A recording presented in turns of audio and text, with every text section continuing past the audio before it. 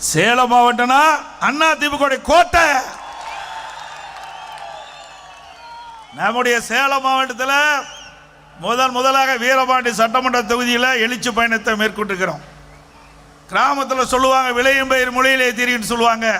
அதுபோல இந்த தொகுதியினுடைய வெற்றி மட்டுமல்ல, சேலம் மாவட்ட தொகுதியில் மட்டும் வெற்றி மட்டுமல்ல, தமிழ்நாட்டில் இருக்கின்ற 234 தொகுதியிலும் நம்முடைய கூட்டணி அதே இடங்களில் வெல்லுவதற்கு இங்கு இருக்கின்ற மக்களே சாட்சி.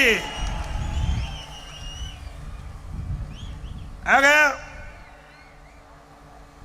நடைபெறுகின்ற சட்டமன்ற பொதுத் தேர்தலில் அண்ணா திமுக தலைமையில் அமைக்கப்படுகின்ற கூட்டணி பெரும்பான்மையான இடங்களிலே வெற்றி பெற்று அண்ணா திமுக தனி பெரும்பான்மையோடு ஆட்சி அமைக்கும். அதில் எந்தவித மாற்றமும் கிடையாது.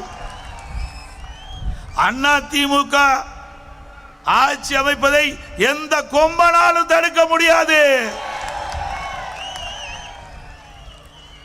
சேலம் மாவட்டம் அண்ணா திமுக கோட்டை என்பதை பல முறை நிரூபித்து காட்டியிருக்கின்றோம். 2011 சட்டமன்ற பொது தேர்தல் மாண்பு அம்மா நிறுத்தப்பட்ட வேட்பாளர்கள் 100% வெற்றி பெற்ற மாவட்டம் சேலம் மாவட்டம். 11 தொகுதியில் வெற்றி பெற்று அண்ணா திமுக கோட்டை என்று சேலம் மாவட்டத்தை நிரூபித்து காட்டினோம். 2016 11 சட்டமன்றத்தில் 10 இடங்களில் வென்று அண்ணா திமுக கோட்டை தமிழகத்திலே எந்த மாவட்டத்திலும் வெற்றி பெற முடியாம டபுள் டிஜிட்ல வெற்றி பெற்ற ஒரே மாவட்டம் சேலம் மாவட்டம். அம்மா மறைவுக்கு பிறகு அதே வழியில் நின்று மக்களுடைய பேராதரவை பெற்று 2021 11 இடங்களில் 10 இடங்களிலே வென்று அண்ணா திமுக கோட்டை.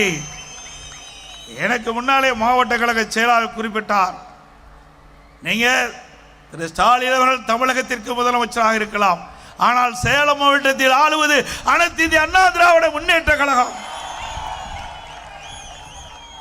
தப்பித்தவறி ஓரிடத்தில் வெற்றி பெற்று விட்டீர்கள். இந்த முறை அதுவும் உங்களுக்கு கிடைக்காது.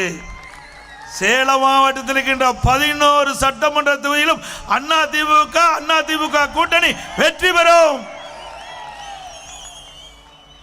அந்த அளவுக்கு அனைத்து இந்திய அண்ணா திராவிட முன்னேற்ற கழக ஆட்சியிலே பொன்மனச்செம்மல் புரட்சி தலைவர் எம்ஜிஆர் காலத்திலும் சரி, இதே புரட்சி தலைவி அம்மா காலத்திலும் சரி, நான் முதலமைச்சர் இருந்த காலத்திலும் சரி, பல்வேறு திட்டங்களை கொண்டு வந்து கிராமத்திலிருந்து நகர வரை மக்களுக்கு தேவையான திட்டங்களை கொண்டு வந்து அதனால் மக்கள் நிறைய நன்மைகளை பெற்றுக்கின்றார்கள்.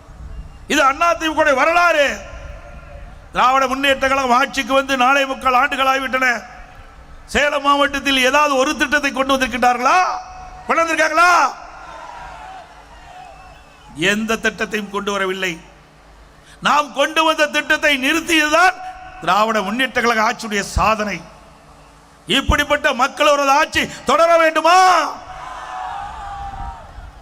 எவ்வளவு சிரமப்பட்டு பல்வேறு திட்டங்களை கொண்டு வந்தோம். 100 ஏரி திட்டம், இன்னைக்கு விவசாய பெருடு மக்களுக்கு வாழ்வளிக்கக்கூடிய திட்டம்.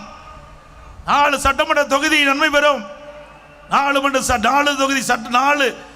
தொகுதியில் இருக்கின்ற சட்டமன்ற தொகுதியில் இருக்கின்ற விவசாயிகள் பொதுமக்கள் பயன்பெறக்கூடிய அற்புதமான திட்டம். பல ஆண்டுகாலமாக அந்த மக்கள் கோரிக்கை வைத்திருந்தார்கள். அந்த கோரிக்கையை நிறைவேற்றுவதற்காக அண்ணா திமுக ஆட்சியிலே அந்த திட்டத்தை நாங்கள் துவக்கினோம். முதல் கட்ட பணி நிறைவு பெற்று முதற்கட்டமாக 6 ஏரிகளை திறந்து வைத்தோம். அதற்கு பிறகு இதுவரை அந்த திட்டம் முழுமை பெறவில்லை.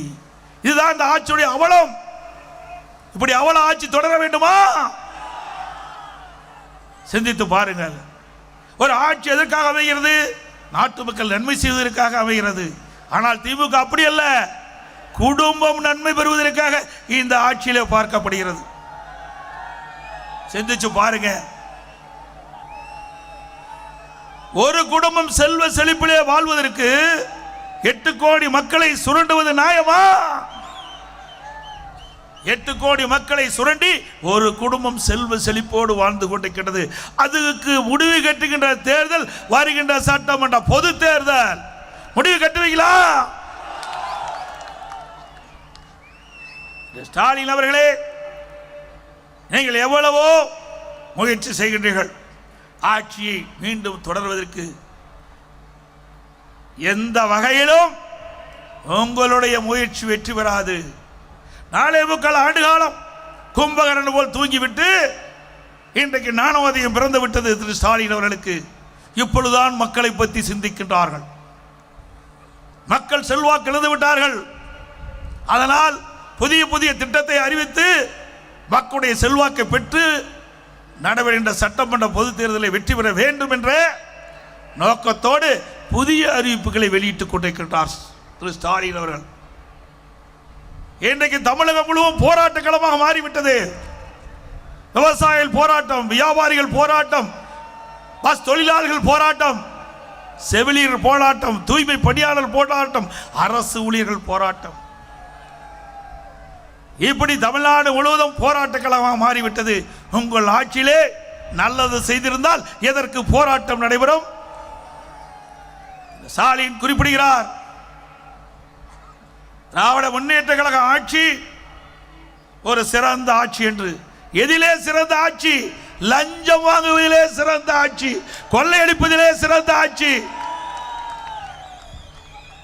மக்களுக்கு நன்மை கிடைப்பதிலே சிறந்த ஆட்சி அல்ல. எந்தெந்த வழியிலே ஊழல் செய்வது அதிலே ஒரு சிறந்த ஆட்சி திமுக ஆட்சி. மக்களை எப்படி சுரண்டுவது அதிலே சிறந்த ஆட்சி திமுக ஆட்சி. ஆனால் அனைத்து இந்திய அண்ணா திராவிட முன்னேற்ற கழகத்தை பொறுத்த வரைக்கும் நாட்டு மக்களுக்கு திட்டம் போடுவதிலே முதல் சிறந்த ஆட்சி அண்ணா திமுக ஆட்சி.